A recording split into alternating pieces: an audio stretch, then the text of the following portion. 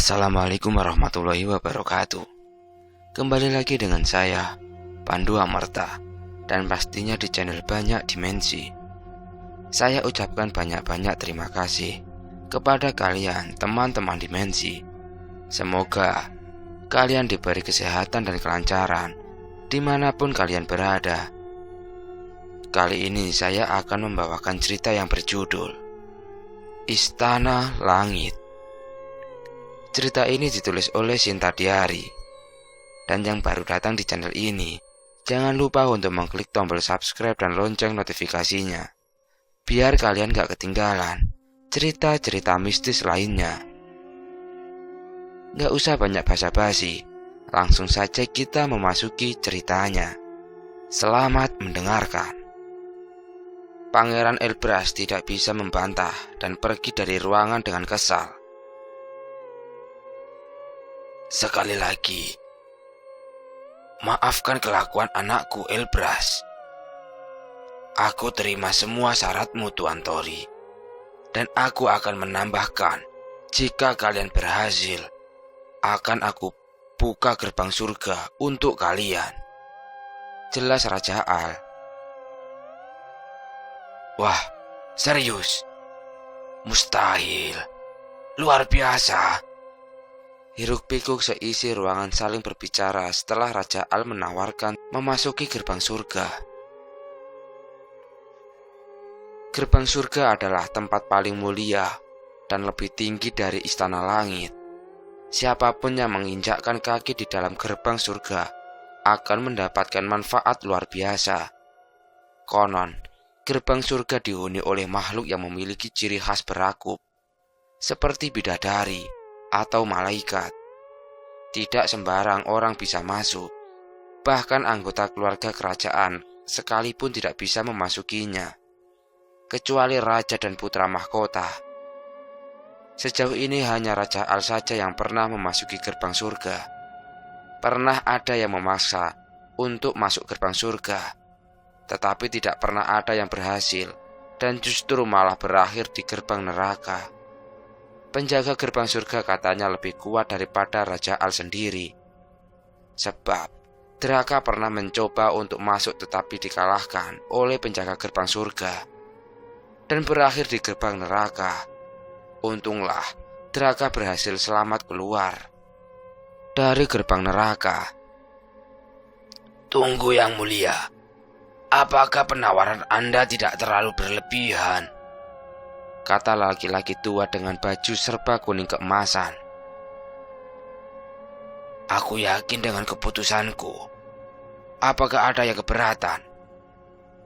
Jelas Raja Al. Jika itu adalah keputusan Anda, tentu kami tidak keberatan Yang Mulia, jawab lelaki tua itu sambil membungkuk. Baiklah, karena perjalanan ke gerbang neraka akan sangat berbahaya. Siapa di antara kalian yang bersedia menemani Tuan Tori?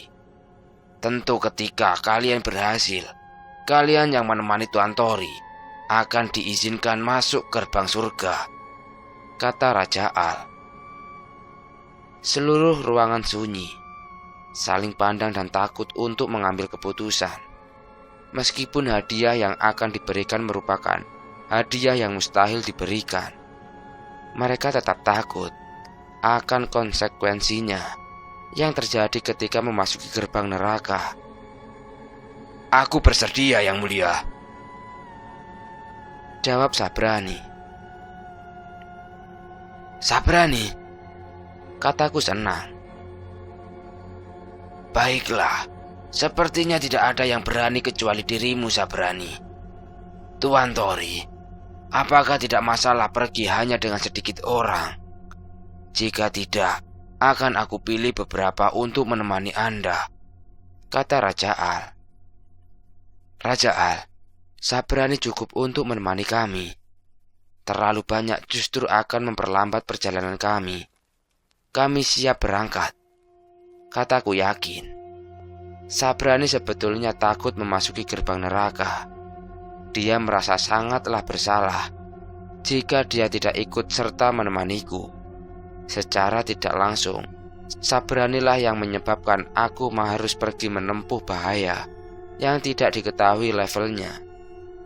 Meskipun Sabrani tidak mengajukan diri ingin menemaniku, pastinya aku yang akan memohonnya untuk menemani kami. Meskipun Sabrani tidak sekuat Draka atau Raja Al, aku merasa aman saja berada di dekatnya. Tim sudah terbentuk. Aku ditemani oleh Jaka, Sinta, Shira dan Sire, serta Sabrani bersiap menuju gerbang neraka. Tunggu! Seseorang tiba-tiba muncul memasuki ruangan. Yang mulia, izinkan aku juga menemani manusia ini, kata Draka yang baru saja tiba. Seisi ruangan kembali ramai saling berkata membicarakan Draka. Ya, di antara kami semuanya, hanya kau satu-satunya yang tahu di balik gerbang neraka. Aku tidak keberatan jika kau ikut, Draka, jawab Raja Al. Tunggu yang mulia. Saat ini Tuan Draka adalah penompak kerajaan langit. Jika Tuan Draka pergi, hamba takut istana langit akan runtuh jika terjadi sesuatu dengan Tuan Draka. Ditambah kondisi beliau dalam keadaan lemah saat ini, kata lelaki tua berbaju kuning keemasan bernama Kambah, salah satu penasehat senior kerajaan langit. Tetapi, aku tidak punya hak melarang Draka untuk menemani mereka, Kambah, jawab Raja Al. Kambah memasang muka yang khawatir dan gelisah. Tuan Draka, tolong pikirkanlah kembali niat Anda itu, pinta Kambah. Baiklah, ada benarnya apa yang kau katakan, Kambah. Maaf yang mulia, aku mengurungkan niatku. Aku sungguh tidak memahami kondisi yang mulia. Draka berpikir sejenak dan membatalkan niatnya untuk mengikuti kami. Draka, sahabatku, keputusanmu itu benar. Hanya kau yang bisa melindungi Paduka saat ini. Aku berjanji jika misi ini berhasil, kesempatan untuk memasuki gerbang surga akan aku berikan kepadamu, kata Sabrani. Apa yang kau katakan, Sabrani? Jika kalian berhasil, hadiah itu milik kalian. Aku masih punya banyak kesempatan untuk ke sana, kata Draka kemudian berlalu pergi. Draka adalah seekor naga yang memiliki harga diri yang tinggi. Tidak mungkin dia menerima pemberian secara cuma-cuma. Meskipun dalam hati Draka sangat menginginkan pergi ke gerbang surga, itu akan dia lakukan dengan usahanya sendiri. Baiklah, jika begitu kami akan berangkat sekarang, Raja Al, kataku bersemangat. Aku Al-Mahsyur mengucapkan terima kasih sebanyak-banyaknya kepada kalian. Aku hanya berharap kalian bisa kembali dengan selamat, apapun itu hasilnya, jawab Raja Al. Hoi, hora! Teriak semangat ke seluruh ruangan itu menggema. Mereka bersorak menyemangati kami hingga sampai di pintu istana. Sorakan itu membuatku merinding, tetapi juga membuat semangat kami membara. Di pintu istana, Draka sepertinya menunggu kami.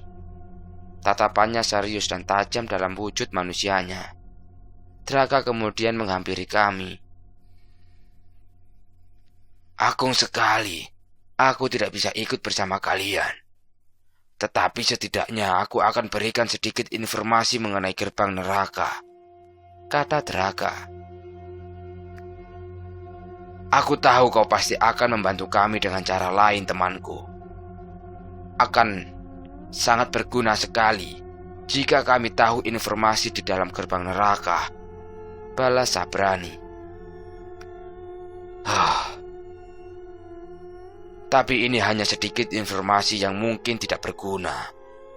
Tetapi setidaknya kalian tahu, jelas Draka. Draka menjelaskan, saat Draka dilempar ke gerbang neraka oleh penjaga surga, Draka tepat berada di balik gerbang neraka. Di sana memiliki udara yang busuk serta aura yang melemahkan. Penghuni kerajaan langit. Di sana terdapat 7 jalur jembatan yang harus dilalui, dan tidak bisa kembali mundur setelah memilih salah satu jembatan yang ingin dilalui. Saat itu Draka memilih jalur tengah, yang seharusnya dia tidak memilih dari 7 jalur tersebut, dan berakhir di lautan magma yang bergejolak. Beruntungnya Draka adalah naga api. Panasnya magma tidak ada artinya buatnya. Yang menjadi masalah adalah penghuni lautan magma tersebut. Ada sekumpulan makhluk kuat yang menghuni tempat itu yang membuat Draka hampir kehilangan nyawanya. Draka sempat bertarung, dan Draka kalah. Dalam keadaan sekarat, Draka dibuang ke jurang yang sangat dalam. Saat itu Draka membentur dinding jurang dan tersangkut di sela dinding tersebut. Beruntungnya Draka tidak terjun ke dalam jurang. Dia tersangkut di sela-sela dinding jurang dalam keadaan sekarat. Selama beberapa waktu, hari, bulan, atau mungkin tahunan, Draka di sana. Situasi di sana membuat Draka sulit untuk memulihkan diri. Hingga akhirnya setelah Draka mulai bisa bergerak, Draka memanjat dinding jurang tersebut. Hingga sampailah di pintu gerbang neraka. Akan tetapi ada 7 gerbang di sana. Saat itu Draka berpikir, jika dia salah memilih salah satunya, tamat sudah riwayatnya. Tetapi belum sempat Draka untuk memilih. Ingin memasuki gerbang. Dari 7 tangga sebelumnya, berbondong-bondong sosok kuat yang sedang mengejar Draka. Tidak punya pilihan lain. Draka masuk ke gerbang ketiga. Setelah beberapa senjata menancap di punggungnya, dilempar oleh makhluk yang mendekati Draka. Beruntungnya, gerbang ketiga adalah gerbang menuju dunia bawah istana langit. Jadi, saat itu hanyalah keberuntungan aku bisa selamat. Mungkin kalian bingung apa yang aku katakan, sebab di dalam gerbang neraka memang sangat membingungkan. Hanya itu yang bisa aku berikan. Semoga kalian kembali dengan selamat, kata Draka kemudian pergi. Terima kasih kawanku, teriak Sabrani. Kemudian kami menuju dunia bawah kerajaan langit. Sabrani berubah menjadi kuda berakuk. Lalu aku dan Sinta naik di punggung Sabrani. Jaka dan kedua Sira menaiki tunggangan sebelumnya. Perjalanan kami cukup lama. Untuk sampai ke dunia bawah istana langit akan memakan waktu jauh lebih lama apabila kami berjalan kaki. Setelah waktu cukup lama kami terbang, kami sampai di dunia bawah. Suasana di dunia bawah hampir sama seperti alam gaib pada umumnya. Gelap kemerahan, tetapi jauh lebih rapi daripada tempat lain yang pernah kami kunjungi. Seperti di wilayah Inyak Rimbo yang berantakan. Di dunia bawah memiliki peradaban yang cukup bagus. Hanya saja penduduk di sana semuanya berpenampilan sama, yaitu memakai jubah merah seperti yang Sira gunakan. Ya, inilah kampung halaman Sira. Kedua Sira tahu bahwa itu adalah tempat asli mereka. Tetapi mereka tetap dalam keadaan diam, seolah itu biasa saja. Padahal saat itu adalah pertama kalinya mereka kembali setelah ratusan tahun lamanya. Tidak bisa lagi datang ke tempat kelahiran mereka. Sira mengabaikan emosional dan tetap menjaga keteguhan hatinya untuk tidak terbawa suasana. Bagi Sira mereka berada di sana hanyalah tugas. Tidak ada pikiran lain selain itu. Kita sampai di dunia bawah, Tuan Tori. Wilayah ini adalah wilayah bebas. Segala bentuk kejahatan sudah hal biasa di sini. Jadi jangan sampai terpencar. Jelas Sabrani. Kami berjalan mengikuti Sabrani. Sepanjang perjalanan banyak sekali makhluk mirip Sira memperhatikan kami dengan bawa membunuh yang kuat. Di sanalah tempat Sira berada, suamiku. kata Sinta. Aku bisa langsung tahu dengan ciri-ciri makhluk di sini, jawabku. Setelah kami berjalan cukup jauh, beberapa rombongan jubah merah mengikuti kami. Kami menjadi kurang nyaman, terutama aku dan Jaka yang dari awal sudah waspada. Jangan hiraukan mereka, Tuan Tori. Teruslah berjalan, pinta Sabrani. Kami tidak bisa sembarangan terbang di tempat ini. Di alam bawah juga memiliki aturan sendiri. Bahkan Sabrani sekalipun mematuhi aturan tersebut. Tidak lama kemudian kami sampai di gerbang neraka. Pintu berwarna hitam dan memiliki aura yang menyeramkan.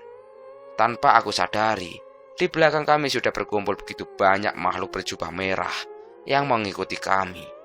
Di gerbang neraka dijaga oleh 4 makhluk misterius berjubah merah. Merekalah yang terkuat dari seluruh makhluk jubah merah yang ada di dunia bawah. Kami ada tugas dari Raja Al. Kalian menyingkirlah, perintah Sabrani. Tidak ada yang boleh lewat meskipun itu perintah yang mulia. Kalahkan kami baru kau boleh lewat, kata salah satu jubah merah yang kemudian menghunuskan senjatanya. Saing! Keempat jubah merah mengarahkan senjatanya kepada kami. Mereka bukannya membantah perintah Raja Al. Memang sudah seharusnya jika ingin memasuki gerbang neraka maupun gerbang surga harus mengalahkan penjaga di sana. Ah, benar. Aku lupa harus mengalahkan kalian terlebih dahulu sebelum memasuki gerbang neraka, kata Sabrani. Apakah aku bisa mengalahkan mereka, Sabrani? Kataku. Tidak semudah itu, Tuan Tori. Meskipun Anda sudah tahu tingkatan kekuatanku di kerajaan langit, mereka ini tidak bisa dianggap remeh, jelas Sabrani. Keempat penjaga gerbang neraka adalah yang terkuat dari ke-6 sampai 9 orang yang terkuat di seluruh kerajaan langit.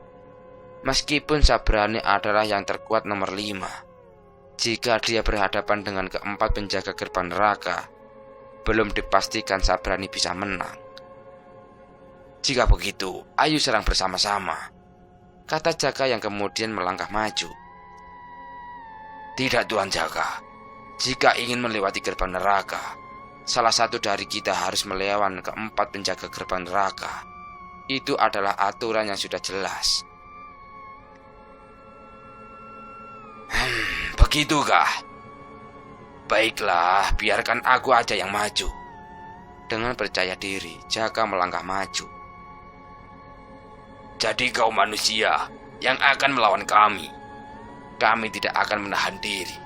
Bersiaplah, kata salah satu penjaga gerbang neraka. Majulah. Cetah, cetah. Jaka mengeluarkan pusaka andalannya.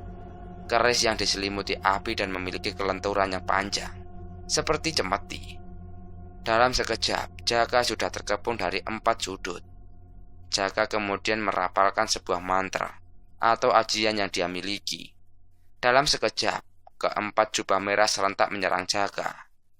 Tetapi serangan keempat jubah merah tidak menyentuh Jaka sama sekali. Jaka seperti dilindungi oleh dinding yang tidak terlihat. Setiap serangan yang dilancarkan jubah merah selalu terpental. Akan tetapi Jaka juga tidak dapat menyerang karena fokus dengan pertahanan. Pertahanan yang Jaka tunjukkan sangat mirip saat Jaka menahan serangan Inyak Rimbo. Sepertinya jauh lebih stabil dibandingkan ketika melawan Inyak Rimbo. Serangan keempat jubah merah sangatlah cepat, bahkan jauh lebih cepat dari Siri dan Suru, kedua sirah wanita bertanduk yang mengawal kami di wilayah Inyak Rimbo. Jaka terpental bersama dengan keempat jubah merah saat perlindungan Jaka hancur. Aku menyerah. Tidak aku sangka kalian berempat sangat kuat sekali. Padahal aku sudah menyempurnakan teknik pertahananku, kata Jaka kemudian bangun setelah tersungkur. Kau cukup hebat untuk seorang manusia, Aku terkejut. Tetapi jika ingin melewati gerbang neraka, tetap kalian harus melewati kami terlebih dahulu, kata salah satu jubah merah. Baiklah, jika begitu aku yang melawan kalian, kata Sabrani yang kemudian berubah menjadi wujud manusianya. Tetapi sebelum Sabrani maju melangkah, Sira, salah satu pengawal kami, sudah berada di depan menantang keempat jubah merah, penjaga gerbang neraka. Istriku, apa kau perintahkan Sirah untuk melawan mereka? Kataku. Tidak, suamiku. Itu keinginan Sirah sendiri. Ini adalah kampung halamannya. Mungkin Sirah mengenal salah satu dari keempat jubah merah itu. Kita lihat saja, suamiku, jawab Sinta. Oh, baiklah. Biarkan pengawal kalian mencoba. Sabrani kembali mundur. Aku ragu Sirah mampu melawan keempat jubah merah, karena saat itu aku belum pernah melihat Sirah beraksi. Saat itu pertama kalinya aku melihat Sirah bertarung. Kau siapa? Kenapa kau mirip dengan kami? Kata salah satu jubah merah. Dia memang salah satu dari kita. Sepertinya dia sudah lama meninggalkan dunia bawah dan sudah menemukan tuannya, kata jubah merah lainnya. Siapa kau? Kami tidak akan menahan diri. Siapapun kau, kami tidak akan menahan diri. Jubah merah kembali mengatakan. Keempat jubah merah bersiap untuk menyerang Sirah. Sirah masih berdiri tenang, tidak bergerak sedikit pun. Sikapnya dalam menghadapi musuh sangat sembrono. Apakah Sirah tidak tahu yang dia lawan adalah salah satu dari 10 orang terkuat di kerajaan langit? Kenapa pertarungan itu diharuskan? Bukankah justru merugikan kedua pihak? Dan pastinya itu menghambat kami. Itu yang aku pikirkan sebelumnya. Tetapi pertarungan tersebut memang dibutuhkan untuk menguji kami. Kecuali bagi makhluk yang memang sedang dalam hukuman. Mereka akan langsung dilempar begitu saja ke gerbang neraka. Meskipun gerbang neraka adalah tempat yang sangat berbahaya, di dalamnya juga terdapat pusaka serta sesuatu yang berharga yang dibutuhkan oleh makhluk yang menginginkannya. Keempat jubah merah langsung menyerang Sirah bersamaan. Ketika senjata mereka hampir mengenai Sirah, tiba-tiba Sirah menghilang begitu saja.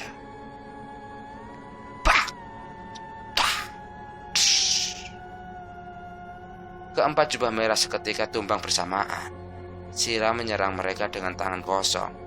Tidak seperti biasanya, seorang Sirah melawan musuhnya dengan tangan kosong, yang artinya Sirah tidak berniat untuk melukai mereka. Keempat jubah merah mulai serius dengan melepaskan jubahnya dan kembali menyerang Sirah dengan kecepatan jauh lebih cepat. Sirah masih tenang dan masih dengan mudahnya menghindari setiap serangan yang dilancarkan oleh keempat jubah merah. Trang, trang. Senjata keempat jubah merah membentur sesuatu yang sama. Sirah tidak lagi bisa bermain-main. Akhirnya Sirah mengeluarkan senjatanya. Kedua bilah pedang pendek Sirah genggam. Lalu seketika keempat jubah merah mundur. Kedua pedang kembar itu, jangan-jangan kau adalah, kata salah satu jubah merah dengan gemetar. Tidak salah lagi, dia adalah Master. Serentak keempat jubah merah mengatakan dan bersujud di hadapan Sirah. Tanpa disangka-sangka, Sirah adalah master mereka, sekaligus kakak tertua dan sosok terkuat di dunia bawah, dan menyandang nomor 6 terkuat di seluruh kerajaan langit.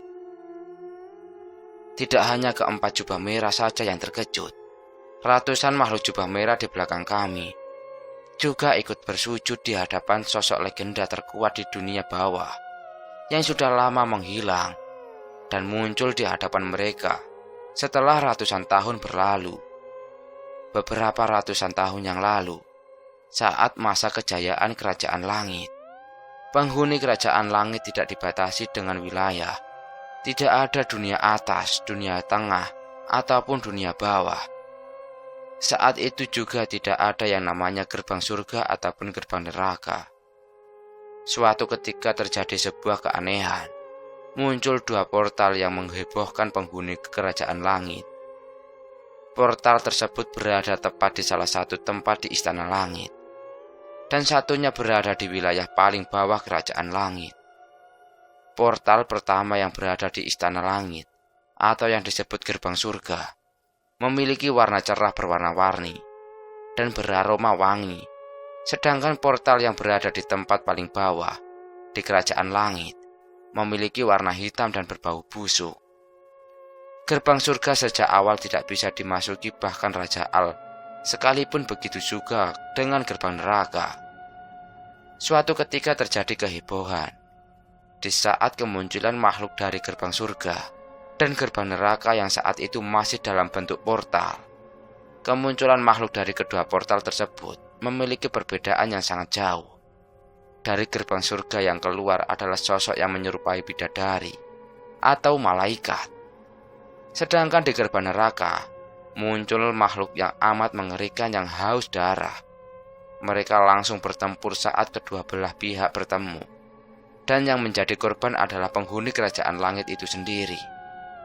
Saat perang berlangsung antara pihak gerbang surga dan neraka, ada 10 orang terkuat yang melindungi rakyat kerajaan langit. Raja Al, Draka, Pangeran As, Pangeran El, Sabrani, Sira, Ratu Peri, dan murid-murid Sira. Berkat mereka, kerugian yang dialami kerajaan langit tidak begitu besar. Meskipun sebagian besar wilayah kerajaan langit hancur karena pertempuran tersebut.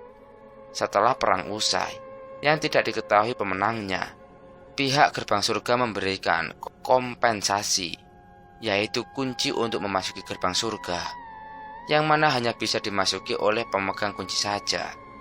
Kemudian kedua portal disegel dan dibangun gerbang yang disebut gerbang surga dan gerbang neraka. Kedua gerbang tersebut menjadi tempat sakral bagi penghuni kerajaan langit.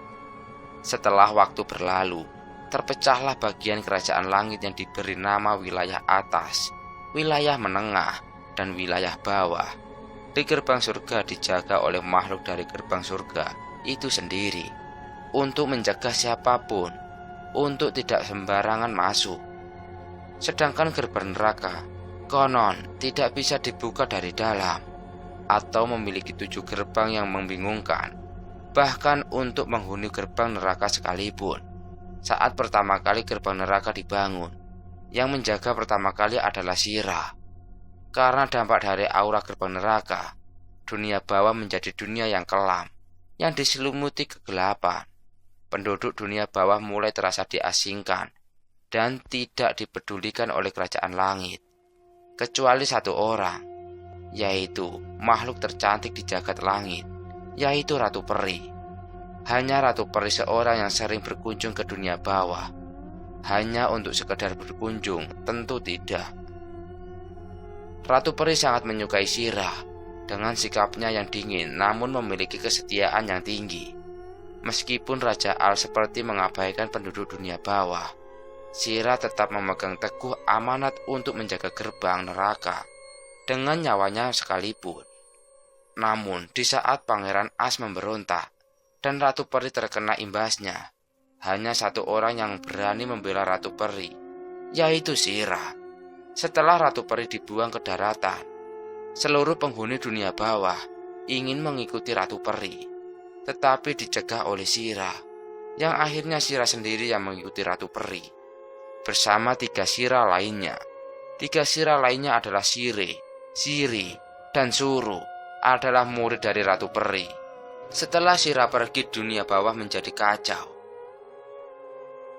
Banyak kejahatan terjadi di sana. Semua itu menjadi hal wajar di dunia bawah. Untuk menjadi kuat, seperti yang pernah aku sampaikan sebelumnya, Sira memang pengawal pribadi Ratu Peri. 3 di antaranya adalah murid Ratu Peri, dan satunya adalah orang dengan keinginannya sendiri untuk mengikuti Ratu Peri. Dari segi kekuatan, Sira jauh lebih tinggi dibandingkan Ratu Peri dalam keadaan sempurna. Namun keinginan Sira mengikuti Ratu Peri tidak sia-sia. Bakatnya dalam pertarungan bisa dia salurkan setelah mengenalku dan mengikutiku menjelajah ke berbagai dunia gaib. Sira disebut sebagai legenda terkuat di dunia bawah karena mampu menjaga gerbang neraka sendirian. Beberapa kali penghuni gerbang neraka keluar. Semuanya bisa Sira tangani sendiri. Sira tidak pernah melepaskan jubahnya. Tidak pernah ada yang tahu wujud Sira itu seperti apa. Dan tidak ada yang pernah lihat Sira bertarung dengan sungguh-sungguh. Mungkin julukan terkuat nomor 6 akan berubah jika Sira menunjukkan kemampuan aslinya. Semua penghuni dunia bawah menghormati Sira. Mereka bahkan sampai mengikuti gaya penampilan Sira. Seperti yang sudah diketahui dengan identik jubah merah yang sering Sira gunakan. Wah, aku terkejut ternyata si nomor 6 ada di antara kita, kata Sabrani. Aku yang lebih terkejut, Sabrani. Aku juga merasa malu. Aku kira Sira hanyalah pengawal biasa. Ternyata dia bahkan di atas ibuku, sahut Sinta. Aku dan Jaka tidak bisa berkata apa-apa. Di balik kemisteriusan Sira menyimpan sesuatu yang luar biasa mengerikan. Aku hanya bertekad untuk bisa menjadi kuat. Apa yang aku miliki saat itu masih jauh dari kata mampu. Pelajaran yang diberikan Mbah Sabar tidak bisa aku gunakan secara maksimal, sebagaimana Mbah Sabar melakukannya. Kami sangat senang, Master. Akhirnya kembali. Tapi kami mengerti, Master kesini bukan untuk kembali, tetapi ingin pergi menemani mereka. Aku percaya Master akan kembali dengan selamat, kata salah seorang jubah merah. Sira hanya terdiam dan melangkah di depan mereka lalu menuju ke arah kami. Berarti kalian sekarang mengizinkan kami untuk lewat, kata Sabrani. Mana kami berani menghadang kalian. Jika ada Master, kami di antara kalian. Silahkan, semoga kalian beruntung, jawab jubah merah. Kami memasuki gerbang neraka, disambut teriakan yang ditujukan oleh Sira. Semoga beruntung, Master, serentak ucapan oleh seluruh jubah merah yang ada di sana. Suasana seketika berubah saat kami memasuki gerbang. Aku terasa sesak dengan bau busuk yang menyengat. Seperti yang dikatakan Draka, di hadapan kami adalah jurang yang gelap, yang tidak diketahui dasarnya. Ada 7 jembatan di atasnya. Kami harus memilih salah satunya. Jalur mana yang kita pilih, Tori? Kata Jaka. Bagaimana menurutmu, Sabrani? Aku lempar pertanyaan Jaka kepada Sabrani. Aku akan mengikuti pilihan Anda, Tuan Tori, jawab Sabrani. Aku juga sependapat dengan Sabrani, suamiku, sahut Sinta. Kira-kira yang mana, Jaka? Kata aku. Dari ke-7 jalur jembatan ini memiliki tingkat bahaya yang sama. Aku yakin di sini tidak ada yang aman, jawab Jaka. Masuk akal sekali, Tuan Jaka, balas Sabrani. Baiklah, kita ambil jalur pertama. Apapun di ujung jembatan ini, kita hadapi bersama-sama, kataku yakin saat memilih jalur. Sira berada di depan memimpin jalan, dan Siri di belakang melindungi kami. Jembatan yang kami naiki terbuat dari bahan seperti tulang yang kuat. Tidak begitu lebar, cukup untuk berjalan 2 orang berdampingan. Aku mencoba menengok ke belakang. Sudah tidak ada apa-apa lagi. Gelap dan bahkan tidak terlihat ada jembatan. Butuh waktu lama kami sampai di ujung jembatan. Kami sampai di daratan hitam dengan sedikit pasir menutupi tanah tersebut. disertai kabut tipis yang menutupi pandangan kami. Ketika kami melangkah beberapa saat, terdengar nyanyian sayup-sayup yang menyayat hati. Aku tidak mengerti bahasa apa yang digunakan, tetapi aku tahu dari nada nyanyian tersebut menyimpan kesedihan yang mendalam. Nyanyian yang mengerikan. Tidak disangka aku mendengarnya langsung, kata Jaka sambil menggenggam kerisnya. Apa kau mengetahui sesuatu tentang nyanyian ini, Jaka?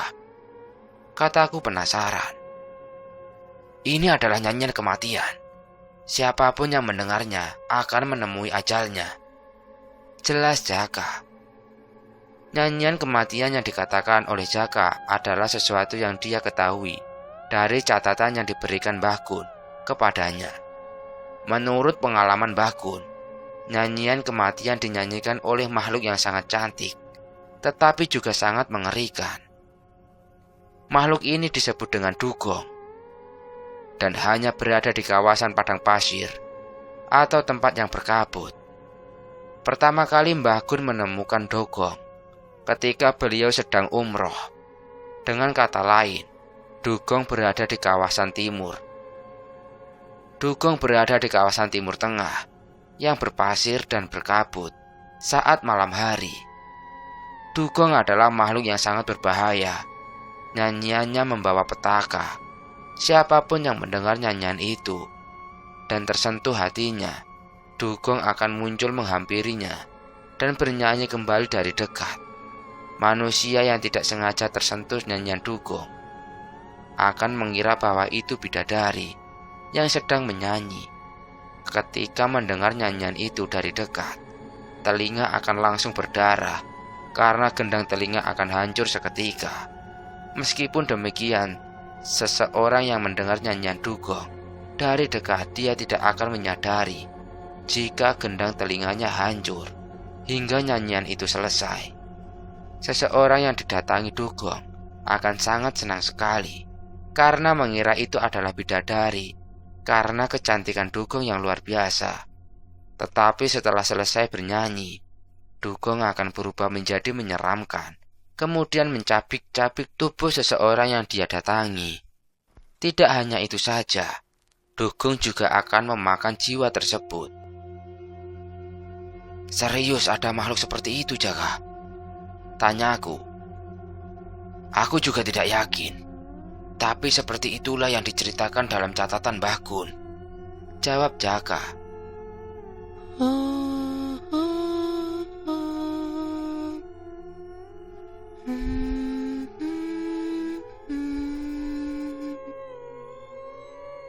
Sayup-sayup kami mendengar nyanyian memilukan itu kembali.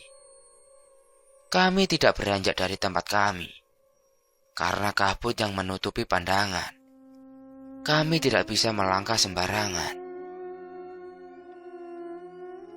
Aku tahu makhluk apa itu, suamiku.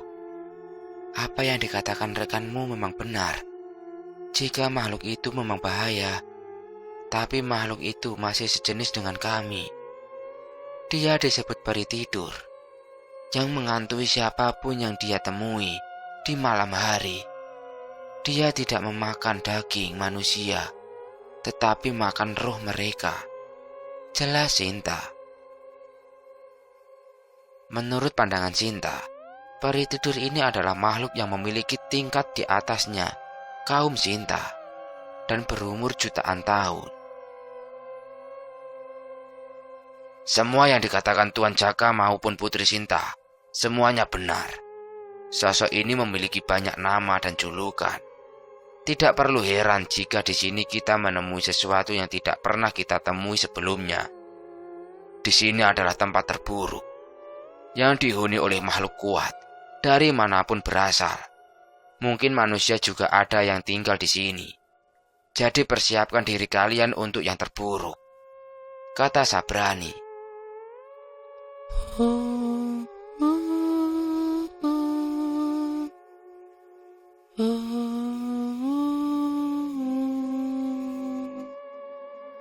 Suara nyanyian itu semakin mendekat.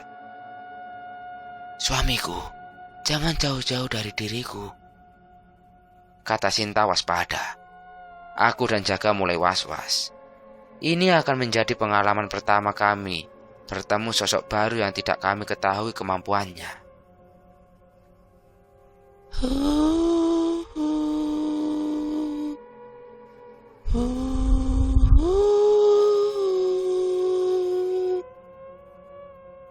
Suara itu semakin keras dan menekan kami. Debu berterbangan bercampur dengan kabut. Jika kami tidak dalam keadaan meraga sukma, sudah dipastikan gendang telinga kami hancur. Saat nyanyian itu berhenti, di balik kabut yang tipis terlihat samar-samar seseorang berdiri melayang setinggi lutut. Semakin lama semakin jelas sosok tersebut. Seorang wanita telanjang dengan lekuk tubuh yang indah, serta paras yang cantik luar biasa. Aku dan Jaka hampir saja tenggelam ke dalamnya. Wanita itu tersenyum genit dan berkata, "Siapa kalian?" Katanya dengan nada yang lemah lembut, pelan dan halus, yang kemudian berubah mengerikan setelah melihatku dan Jaka. "Ah!" Wanita itu berteriak dan berubah sangat mengerikan seperti hendak menerkam kami. Dengan cepat Siri langsung menyerang. Tetapi serangan Siri dihindari, kemudian sosok wanita itu mundur dengan menghilang di antara kabut.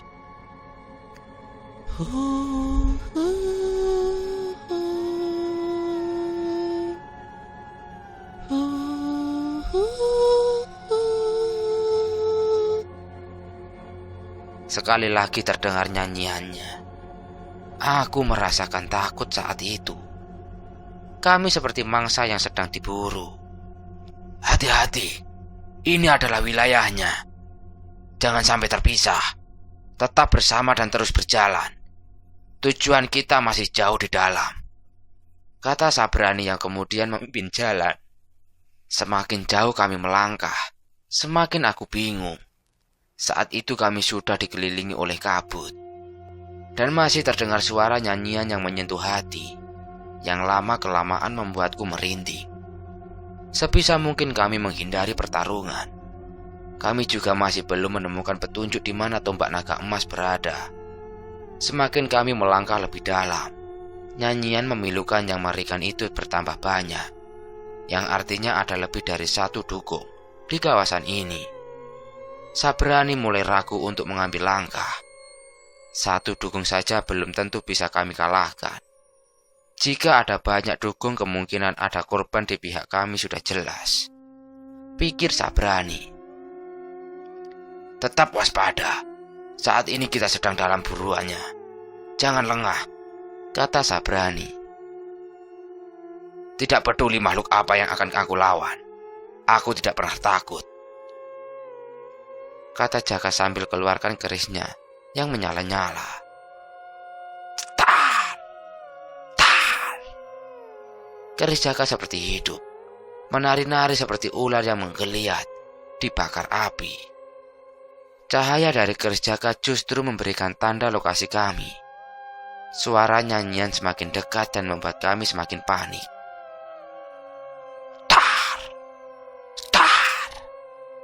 Jaka mulai menyerang ke segala arah. "Ah!" Krat! Dukung menyerang di sisi kiri kami. Sira dengan cepat memotongnya sebelum sempat menyentuhku.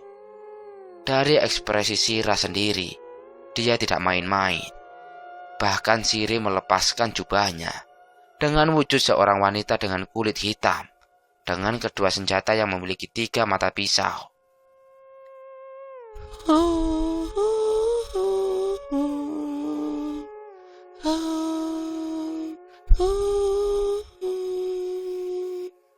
Semakin banyak suara nyanyian itu yang membuatku jadi bingung. Begitu juga Jaka. Dia terus mengayunkan senjatanya tanpa arah, hingga akhirnya Jaka tidak terkendali dan terpecah dari barisan hingga membuat titik buta Jaka tidak terlindungi. "Jaka, awas!" Aku teriak. Tapi sudah terlambat. Jaka ditarik oleh Dukung dan terpisah dari kami. Kemudian Sira dan Siri menyusul Jaka. Menurut catatan Mbah Gun, dukung adalah makhluk individu. Mereka tidak berkelompok, karena kebiasaannya yang memang menyendiri dan bersembunyi-sembunyi. Bertemu satu dukung saja sudah menjadi malapetaka, apalagi ada banyak. Konon dukung juga abadi, dengan kata lain, tidak bisa mati meskipun ditebas hingga kepalanya lepas. Bagian tubuhnya yang terpotong akan menyatu kembali. Semua makhluk pasti bisa mati. Hanya saja dalam catatan Mbah Gun, tidak diketahui informasi detail tentang dukung dan cara untuk melawannya.